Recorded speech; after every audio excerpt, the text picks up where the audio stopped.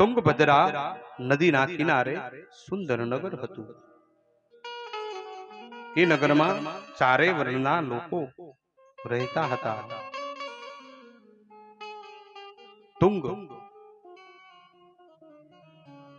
એટલે શ્રેષ્ઠ, ભદ્ર એટલે કલ્યાણ. શ્રેષ્ઠ અને કલ્યાણકારી નગરી નદી તુંગભદ્રા નદી જે શ્રેષ્ઠ છે અને કલ્યાણકારી છે એવી નદી, એના કિનારે ઉત્તમ નગર હતું. એ નગરમાં ચારે વર્ણના લોકો રહે છે. આ દેહરૂપી નગરીની વાત થાય છે. ચારે વર્ણના લોકો છે. આપણા હાથ કહીએ તો ક્ષત્રિયો, આપણું માથું કહીએ તો બ્રાહ્મણ, આપણું પેટ કહીએ તો વૈશ્ય અને ચરણ કહીએ તો શૂદ્ર. આ દેહને નગર કહ્યું છે. તુંગભદ્ર આ સંસાર રૂપી આ નદી, જો આમાં ભગવાનનું સંકીર્તન આદિ કરવામાં આવે તો મનુષ્યનો ઉદ્ધાર થઈ જાય. કારણ કે કલો કેશવ કીર્તન, કળયુગમાં પરમાત્માની પ્રાપ્તિ ફક્ત અને ફક્ત કીર્તનથી થાય છે. અન્ય જન્મોમાં કીર્તનથી નથી થતી. જો આ જન્મની અંદર, જો કળયુગની અંદર પરમાત્માનું ભજન કરવામાં આવે તો મનુષ્યનો ઉદ્ધાર થઈ જાય. દરેક ધર્મના અનુસાર પોતપોતાનું કાર્ય કરે છે. હાથ હાથનું કાર્ય કરે, ક્ષત્રિય ક્ષત્રિયનું કાર્ય કરે, બ્રાહ્મણ બ્રાહ્મણનું કાર્ય કરે, વૈશ્ય વૈશ્યનું કાર્ય, શૂદ્ર શૂદ્રનું કાર્ય કરે છે. હવે આ નગરની અંદર એક બ્રાહ્મણ રહે છે જેનું નામ છે આત્મદેવ બ્રાહ્મણ. આ હૈયામાં બેઠેલો આ નગરની અંદર જે અંદર બેઠો છે ને એ આપણો આત્મા, આત્મદેવ બ્રાહ્મણ રહે છે. કથા સાંભળજો, ધ્યાન આપવાનું, ખૂબ ધ્યાન આપજો. એને એક પત્ની છે જેનું નામ છે ધુંધુલી. પત્ની એટલે બુદ્ધિ, દરેકની પાસે હોય. ધુંધુલીને બધું જ ધૂંધળું દેખાય. જન્માંતર ભવિત પુણ્યમ, જન્મ જન્માંતરના પુણ્ય ભેગા થાય ને ત્યારે એમ કહેવાય છે કે આપણને આ મનુષ્ય દેહ પ્રાપ્ત થાય છે. ને એક જ મનુષ્ય દેહ એવો છે કે એનાથી જ આપણે મોક્ષની પ્રાપ્તિ કરી શકીએ. અન્ય જીવોમાં મોક્ષની પ્રાપ્તિ નથી. એક જ મનુષ્ય જન્મ એવો છે કે એની અંદર તમને મોક્ષની પ્રાપ્તિ થતી હોય છે. પણ જ્યાં સુધી આપણી આંખ ખુલે ત્યાં સુધી તો સમય પૂરો થઈ ગયો હોય. આજે ભજશું, કાલે ભજશું, આજે આટલું કામ પતાવી કાલે મંદિર જશું, વળી બીજા દિવસે સવાર થાય એટલે કે હવે આ થોડું બાકી છે એ પતાવીને જઈશું. આમ કરતા કરતા બુઢાપો આવી જાય. આમ તો આપણે થાકી ખૂબ જઈએ. આમ તો આપણો રસ્તો કોઈ વધારે લાંબો નથી, ઘરથી સ્મશાન સુધી જ છે, છતાંય માણસ થાકી જાય. એકદમ ટૂંકો, ઘરથી સ્મશાન ક્યાં દૂર છે, છતાંય માણસ થાકી જાય. બડે ભાગ મનુષ્ય તન પાવા, સુર દુર્લભ સબ ગ્રંથ ગાવા. જય જય રામ શ્રી રામ, જય રામ જય જય રામ. બડે ભાગ મનુષ્ય તન પાવા, સુર દુર્લભ સબ ગ્રંથ ગાવા. શ્રી રામ જય રામ જય જય રામ, શ્રી રામ જય રામ જય જય રામ. બડે ભાગ મનુષ્ય તન પાવા. હે મનુષ્ય તને ઘણા બધા પુણ્યનો ઉદય થાય, ઘણા બધા ભાગ્યનો ઉદય થાય, ઘણું બધું ભાગ્ય ભેગું થાય ત્યારે આ મનુષ્યનું તન પ્રાપ્ત થાય છે. જ્યાં સુધી પરમાત્માનું જજન નહીં કરે ત્યાં સુધી તને મુક્તિ નહીં મળે. માનવ શરીર દરેક દેહોમાં સર્વથી શ્રેષ્ઠ છે. વેદવ્યાસજી પણ કહે છે, કલિયુગ કેવલ નામ આધારા, તુમીર તુમીર યુગ ભવ પારા. શ્રી રામ જય રામ જય જય રામા, શ્રી રામ જય રામ જય જય રામ. કલિયુગ કેવલ નામ આધારા, તુમીર તુમીર યુગ ભવ પારા. શ્રી રામ જય રામ જય જય રામ, શ્રી રામ જય રામ જય જય રામ. કલિયુગ કેવલ નામ આધાર. કળિયુગની અંદર ભક્ત ને ભક્ત ભગવાનની પ્રાપ્તિ સંકીર્તનથી થાય.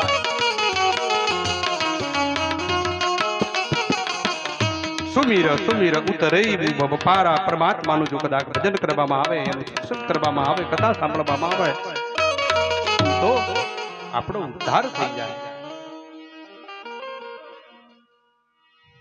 આત્મદેવ બ્રાહ્મણ, એની પત્નીનું નામ ધુંધુલી એટલે બુદ્ધિ. બધી વાતે સુખી છે, ધન આદિ વૈભવી સંપત્તિ ખૂબ છે એની પાસે, પણ એક વાતનું એને દુઃખ છે, સંતાન નથી, પુત્ર નથી. પુત્ર ન હોવાને કારણે આ આત્મદેવ દુઃખી થયો. એક દિવસ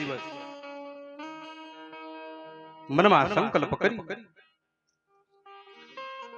જંગલમાં જાય. હંસ, આત્મા હંસી એટલે બુદ્ધિ. કારણ કે જ્યાં સુધી વિવેક રૂપી પુત્રને જન્મ ના આપે ત્યાં સુધી એની બુદ્ધિ સુધરે નહીં. વિવેક રૂપી ફળ જ્યાં સુધી જીવનમાં ના આવે, અને વિવેક રૂપી ફળ ક્યાંથી આવે? આવી કથા ચાલતી હોય તો એ આપણી બુદ્ધિ છે ને એ વિવેકને જન્મ આપી શકે. જ્યાં બુદ્ધિ સત્સંગમાં લાગે ત્યાં એ વિવેક રૂપી પુત્રને જન્મ આપે છે. પણ બુદ્ધિને તો સત્સંગ ગમતો નથી, કરવું શું?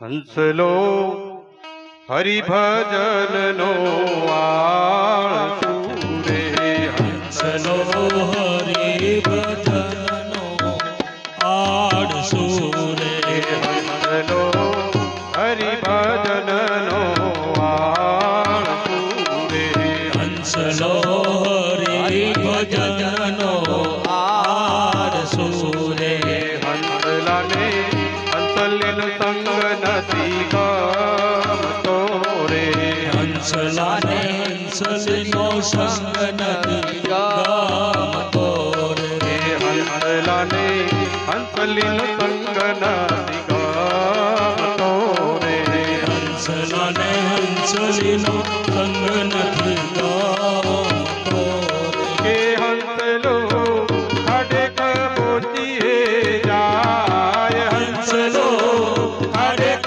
પહોંચીએ જાય, કે હંસલો ખડેક પહોંચીએ જાય, હંસલો ખડેક પહોંચીએ જાય, હંસલો હરિભજનનો આળસુ રે, હંસલો હરિભજનનો આળસુ રે, હંસલો હરિભજનનો આળસુ. બુદ્ધિનો સ્વભાવ આત્માને છેતરવાનો છે, અને હંમેશા બુદ્ધિ આત્માને છેતરે. કદાચ આત્મા એમ થાય કે લાવ ભક્તિ કરું, મંદિરે જાઉં, સત્સંગ કરું, સત્સંગ સાંભળું, ભગવાનની માળા કરું, પણ ત્યાં બુદ્ધિ અને અટકાવે.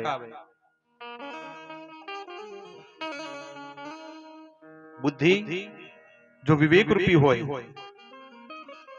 તો એનામાં અનેક વિવેક રૂપી સૂર્યનો ઉદય કરાવે, પણ કદાચ જો એની બુદ્ધિ વિવેક રૂપી ના હોય અને એની બુદ્ધિ કદાચ બગડે તો એની અંદર પાપ આદિ ભરાય, એટલે એને સત્સંગમાં જવાની ના પાડે.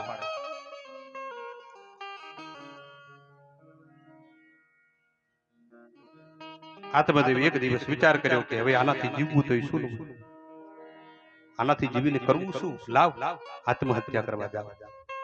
આવું વિચારી જંગલમાં ગયો, એક કુવાની આગળ જઈને ઉભો રહ્યો. ત્યાં એક સંત ત્યાંથી પસાર થયા. આ બ્રાહ્મણને આત્મદેવને આત્મહત્યા કરતા રોક્યો. અરે ભાઈ, આ શું કરે છે તું? તું આત્મહત્યા કરે છે કેમ? તો કે નહીં સાધુ, મને મરવા દો. અરે ભાઈ, તું કોણ છે, ક્યાંથી આવ્યો છે, તારું નામ શું છે, તારે આત્મહત્યા કરવાનું કારણ? આત્મદેવ એનો પરિચય આપે છે કે હું આત્મદેવ છું, મારે સંતાન નથી, સંતાન ના હોવાના કારણે હું આત્મહત્યા કરવા આવ્યો છું. અને સંત હસી પડ્યા. અરે આ સંસારીઓનું દુઃખ તો જુઓ, દીકરા વાળા એ રડે છે ને દીકરા નથી એ રડે છે. પેલા સંતે કહ્યું, આત્મદેવ તું ભગવાનનો ઉપકાર માન કે પરમાત્માએ તને દીકરો નથી દીધો, શાંતિથી ભગવાનનું ભજન કરે, ભગવાનની માળા કર, તને દીકરો આવશે અને તું સુખી થઈશ. મનમાંથી આવો ખ્યાલ નીકાળી દે, આ વિચાર મનમાંથી તું કાઢી દે. લો આત્મદેવ કહે છે કે બાપજી, તમે સંસારી નથી, તમે સંત છો ને, એટલા માટે તમને આ બધું સૂજે ભક્તિ કરવાનું. દીકરો ન હોવાનું દુઃખ એ સંસારીને પૂછો. પુમ નામના નર્કમાંથી જે આપણો ઉદ્ધાર કરે એનું નામ દીકરો. પેલા સંત કે રાજા સાગરને પૂછ, આ દીકરો હોવાના કારણે દુઃખી થયા. અગસ્ત્ય મુનિના આશ્રમમાં ગયા અને મુનિના શ્રાપથી 60,000 દીકરાઓ બળીને ભસ્મ થયા હતા. 3 પેટી ખપી ગઈ, ત્યાં સુધી તપસ્યા કરી, ત્યારે જાતા એમનો મોક્ષ થયો. ગંગાજી આયા ત્યારે. રાજા અંગનો વિચાર કર, આ દીકરાઓના કારણે દુઃખી થયા. પણ સંત એને સમજાવે, પણ આ આત્મદેવ માનતો નથી. સંતે કહ્યું કે હે બ્રાહ્મણ, જો કદાચ તને શ્રાદ્ધની ઈચ્છા હોય, સ્વર્ગની પ્રાપ્તિની ઈચ્છા હોય, તો તું તારું શ્રાદ્ધ જાતે કર. બ્રાહ્મણ જ્યારે આપણને નાંદી શ્રાદ્ધ કે નારણ બલિ કરાવે ત્યારે એક પિંડ બનાવે ને દર્ભની પથારી ઉપર એ પિંડને મૂકતા જાય, એક પિંડને મૂકતા જાય, પરમાત્માના ઉપકારોનો ગુણ ગાતા જવાનું અને ભગવાનને કહેવાનું કે હે પ્રભુ, આ પિંડ મેં તને અર્પણ કર્યો. પિંડ દાન એટલે પિંડ એટલે કાયા, આ કાયાનું દાન પરમાત્મા કરી દેવાનું, એટલે કોઈના થઈ જવાનું. આ જગતમાં કોઈ સ્વતંત્ર નથી. એટલા માટે કહેવાય છે ને કે ગળામાં તુલસીની કે રુદ્રાક્ષની માળા રાખવી, એટલે કે કોકના થવાનું. અને જીવનમાં ગુરુ તો હોવો જ જોઈએ. ગુરુ વગરના શું કહેવાય તમને બધાને ખબર છે.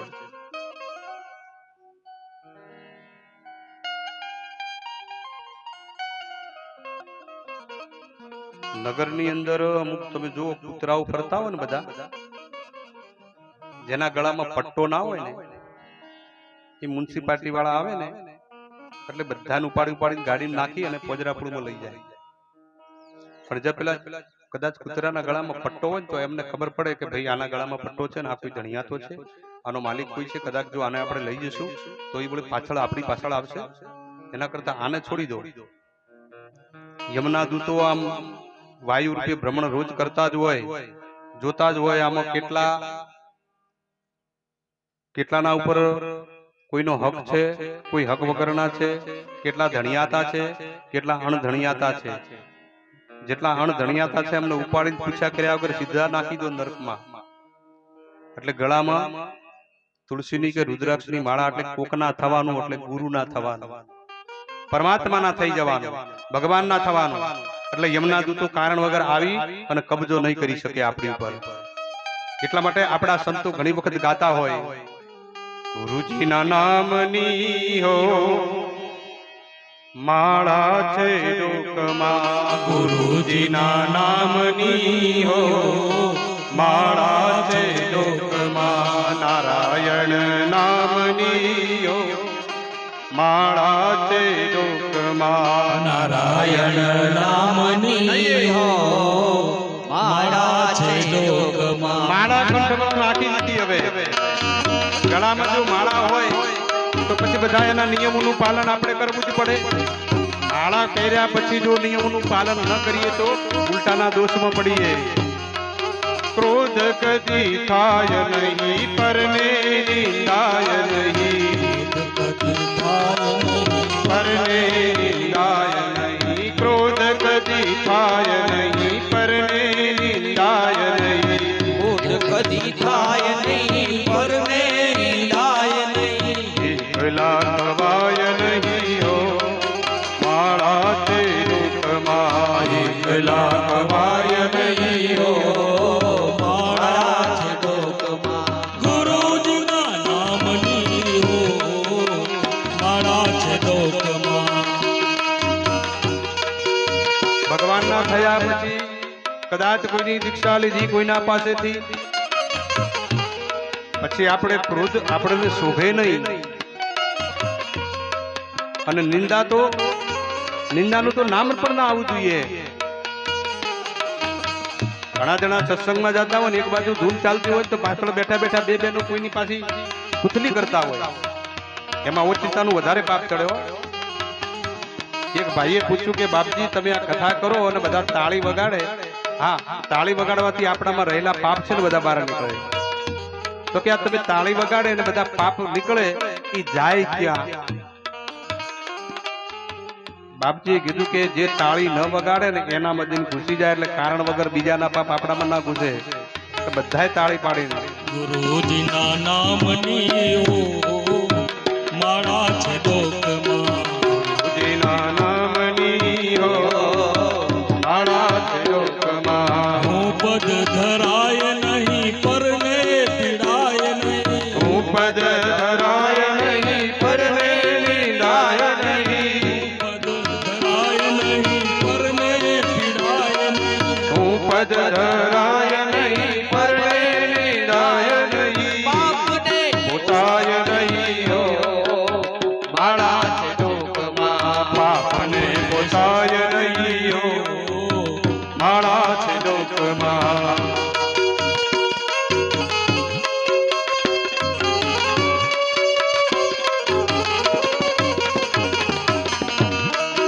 ભગવાનના નામની કદાચ માળા પહેરી હોય અને ભગવાનને કહી દેવાનું કે આ મિલકત પરાઈ છે. કોઈ યમના દૂતો આવી જાય તો કહી દેવાનું કે આ મિલકત પરાઈ છે, આ તો કોઈને સુપ્રત કરી દીધી છે. અને મૃત્યુ આવે તો કહી શકાય. જૂઠું બોલાય નહીં અવળું ચલાય નહીં, જૂઠું બોલાય નહીં અવળું ચલાય નહીં, જૂઠું બોલાય નહીં ખોટું લેવાય નહીં, જૂઠું બોલાય નહીં ખોટું લેવાય નહીં, અવળું ચલાય નહીં હો માળા છે લોકમાં. એ અવળું ચલાય નહીં હો માળા છે ડોકમાં, ગુરુજીના નામની હો માળા છે લોકમાં.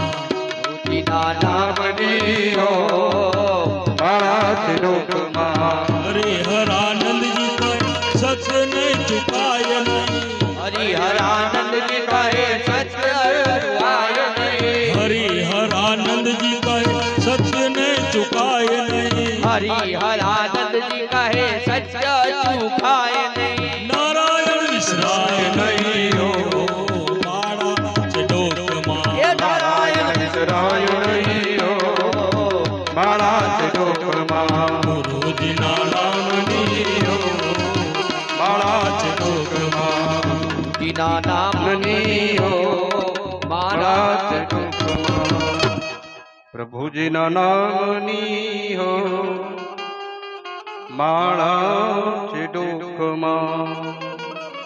ભગવાનના થઈએ એના નામની કંઠી જો એક વખત ધારણ કરી પછી ભેદ ન રખાય કોઈના વચ્ચે.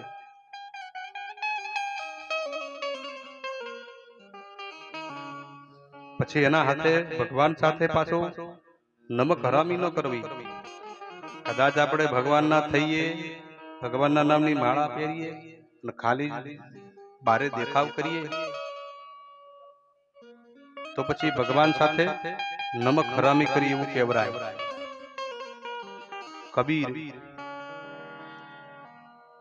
કબીર કહે છે કે હું મારા રામનો પુત્રો છું. कबीर कुत्ता में राम का और मोती मेरा नाम. कबीर कुत्ता में राम का और मोती मेरा नाम. गले बीच डोरी प्रेम की वो जित खेचे उत जाओ. बीच डोरी प्रेम की भगवान સાથે જે લગની લાગી ગઈ, ભગવાન સાથે જે પ્રેમ થઈ ગયો, બસ હવે હરી મને જો લઈ જાય ત્યાં જવાનું. એટલા માટે કહે છે કે માળા કે તુલસીની હોય કે રુદ્રાક્ષની હોય એ કંઠમાં રાખવી. સંતે કહ્યું બ્રાહ્મણ સંસાર વાસનાને છોડ, વિવેકથી વિચાર કર. કર્મની ગતિ બહુ ગહન છે. સંત કહે છે કે મેં તારા ભાગ્યની રેખા વાંચી લીધી છે. આ જન્મે તો શું 7 જન્મ સુધી તારા ભાગ્યમાં કોઈ સંતાન નથી. થોડો વિચાર કર. સંન્યાસે સર્વથા સુખમ. સંન્યાસમાં જેવું સુખ છે ને ક્યાંય નથી. જે સંન્યાસમાં મજા છે એવી મજા તને ક્યાંય નહીં મળે. પણ બ્રાહ્મણ ન માન્યો. મહારાજ તમે આ સંન્યાસી છો એટલે આ બધી સત્સંગી વાતો કરો છો. તમે જો આપી શકતા હોય તો મને સંતાન આપો, નહીતર મને મરવા દો. બસ આત્મદેવે તો હઠ લીધી. संत समझी गया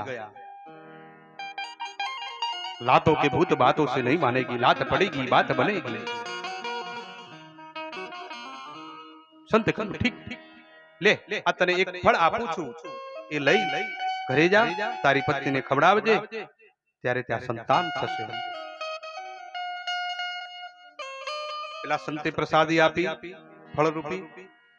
આત્મદેવ હરખાતો પોતાના ઘરે આવ્યો. ફળ લઈ અને પોતાની પત્નીને આપ્યું, હાથમાં મૂકી આત્મદેવ નીકળી ગયો. બસ આપણે બધા જ આવું કરીએ છીએ. પેલા સંતે કહ્યું હતું કે તું એને ખવડાવજે, પણ આપણે એને હાથમાં પકડાઈ અને નીકળી જઈએ છીએ. સંત પ્રસાદી સત્સંગ હોય, કથા હોય, એ આપણી બુદ્ધિને ખવડાવવાની છે, તો એ વિવેક રૂપી પુત્રને જન્મ આપે. જો એના હાથમાં પકડાઈએ તો પછી તો તર્ક વિતર્ક કરે. સંતે પ્રસાદી આપી. આત્મદેવ પત્નીના હાથમાં મૂકી નીકળી ગયો. આ બાજુ ધુંધુલી હાથમાં ફળ લીધું અને વિચારવા લાગી, ફળ ખાવ કે ન ખાવ. જેવા વિચાર કરે બુદ્ધિ જોજો તમે. ફળ ખાવ તો ગર્ભવતી થાવ, પછી પુત્ર થાય, ફાયદો કે ગેરફાયદો. અત્યારે સુખી છું, દીકરો આવ્યા પછી વધારે સુખી થઈશ કે દુખી થઈશ, કોને ખબર. ચિંતન ધુંધલીનું વધારે ચાલ્યું. ઈચ્છું તે ખવાય નહીં, ઈચ્છું ત્યાં જવાય નહીં. નંદરાણીને કામકાજ માટે બોલાવવા પડે અને ઘરમાંથી કેટલું ચોરી જાય કોને ખબર. લે મંદાયામ મતિ સર્વસ્ય નાનંદા સોહમ તે તદા. ધુંધુલી હંમેશા તર્ક કરવા વાળી છે, બુદ્ધિ હંમેશા તર્ક કરે છે. ધુંધુલીનું ચિંતન આગળ ચાલ્યું. ગામમાં ચોર ડાકુ લૂંટારા આવે, બધા પોતપોતાનો જીવ બચાવી ભાગે. મારાથી ભગાય નહીં તો મારે મરવું પડે. લે ઠીક, કદાચ ઘરમાં આગ લાગી જાય તો બધાય નાસી જાય, હું તો દોડી ના શકું, તો મારે બળવું પડે. કદાચ એ ન થાય, દીકરાને જન્મ આપતી વખતે પ્રસૂતિમાં મારું મૃત્યુ થાય તો કદાચ એમાંય બચી જાવ, કદાચ એને જન્મ આપ્યા પછી એની હાળ સંભાળ કેટલી રાખવી? ઈચ્છું ત્યાં જવાય નહીં, ઈચ્છું ત્યાં ખવાય નહીં, વળી એની હાળ સંભાળ રાખવાની, એને ઉછેરીને મોટો કરવાનો, એને પરણાવવાનો, વરાવવાનો, અને મોટો થયા પછી કદાચ અમારી સેવા કરે કે ના કરે, કે પછી અમને વૃદ્ધાશ્રમમાં મૂકી આવે, કદાચ વૃદ્ધાશ્રમમાં મૂકી આવે તો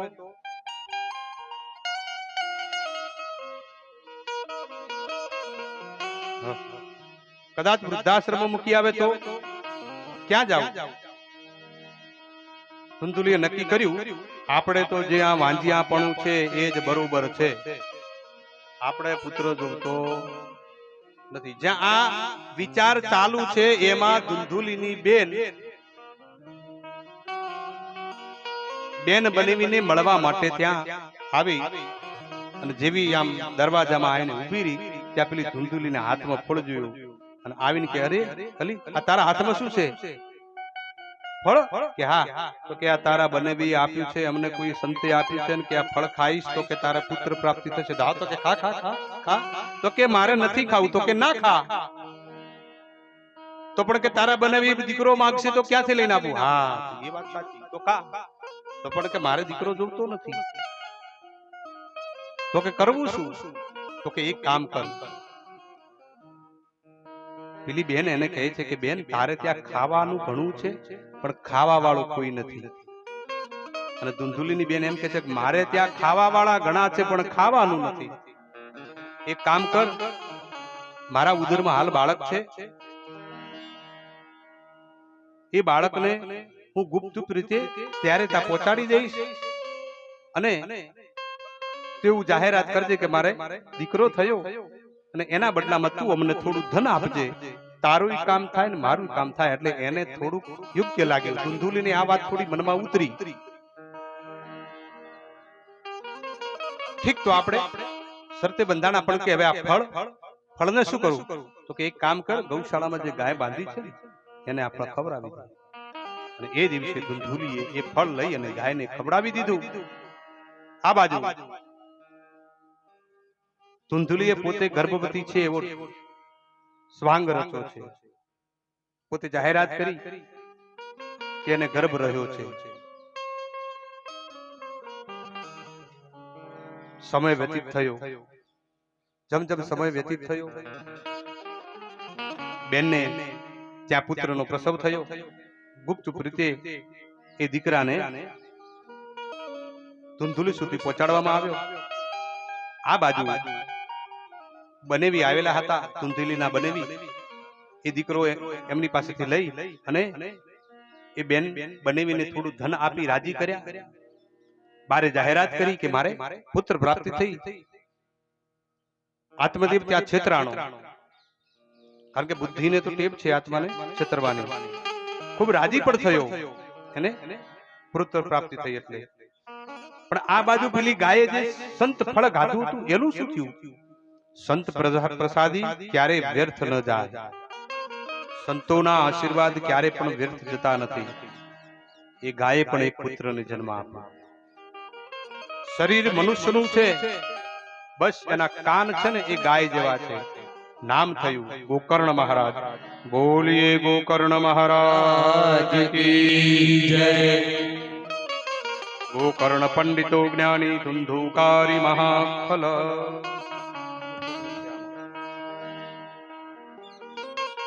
ગોકર્ણ મહારાજ જ્ઞાની પંડિત થયા અને ધુંધુકારી મહાફલ થયો. ગોકર્ણ મહારાજ ત્રિકાળ સંધ્યા કરે, વેદાભ્યાસ કરે, પણ આ ધુંધુકારી બ્રાહ્મણ થઈને બગડ્યો. ન કોઈ ત્રિકાળ સંધ્યા, ન કોઈ વેદાભ્યાસ, મુર્દાની હાથે ભોજન જમતો. પિતાને મારી મારી અને ધન લઈ જતો. પિતા એને સમજાવવા ગયા એટલે સામો થયો, ઝૂંટવી અને ધન લઈ ગયો. એ દિવસે એ આત્મદેવને જ્ઞાન થયું કે જે દિવસે સંત કહેતા હતા વાત સાચી હતી. લાતો કે ભૂત બાતો સે નહીં માની, લાત પડી બાત બનેગી. અને આજ લાત પડી અને એને ભાન થયું કે સંત કહેતા હતા. સમય જતા આત્મદેવ મરાણો. આ બાજુ ગોકર્ણ મહારાજ તીર્થયાત્રા કરવા માટે નીકળી ગયા. એની માં એક દિવસ કુવામાં પડી અને ભગવાનને પામી. હવે આ બાજુ ધુંધુકારી સ્વતંત્ર બન્યો.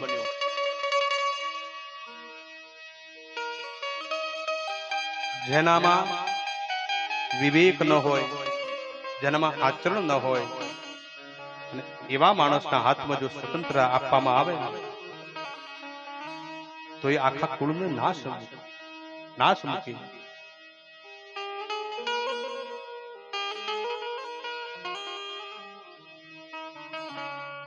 ઘણીવાર આપણને કોઈ સમજાવતા હોય અને આપણે કોઈની વાત સમજતા ન હોઈએ, એની વાત ગળે ન ઉતરતી હોય, બહારના સમજાવવા આવે તોય આપણે ન માનીએ અને પછી આપણા ઘરના આપણને સમજાવી દે. કહેવત છે ને કે કોઈ ન પોકે અને એનું પેટ પોકે.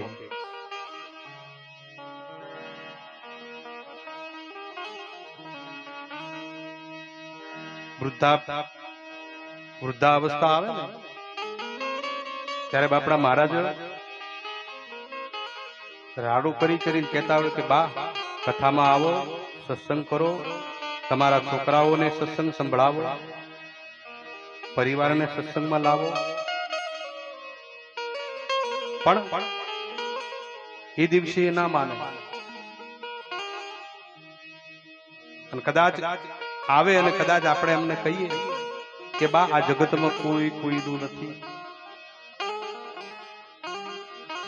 આપણે બધા એમ માની બેઠા છીએ કે આ પરિવાર, આ સગા સંબંધીઓ એ આપણી સાથે આવશે, પણ સાથે કોઈ આવતું નથી. ધનાની ભૂમૌ દશવષ્ટગોષ્ઠા ભાર્યાગ્રહ દ્વારે જનાઃ શ્મશાને દેહશ્ચિતાયામ કર્માનો ગો ગચ્છ જીવ એકઃ. ધન ગાડી બંગલા આદિ ભવી જેટલી સંપત્તિ આપણી પાસે છે બધું અહીંયા જ રહેવાનું છે. પશુપાલન આપણા વાડામાં રહેશે.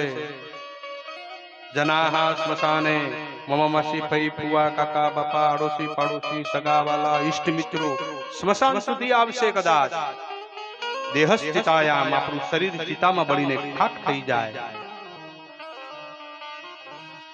મનુષ્યની સાથે જો કોઈ આવતું હોય તો એ છે કર્માનું ગચ્છ જીવ એકઃ.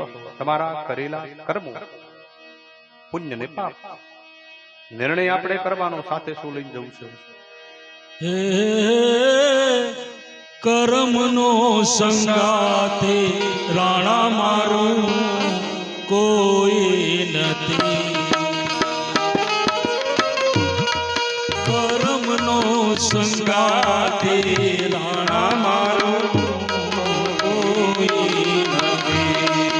એ લખ્યા એના જૂત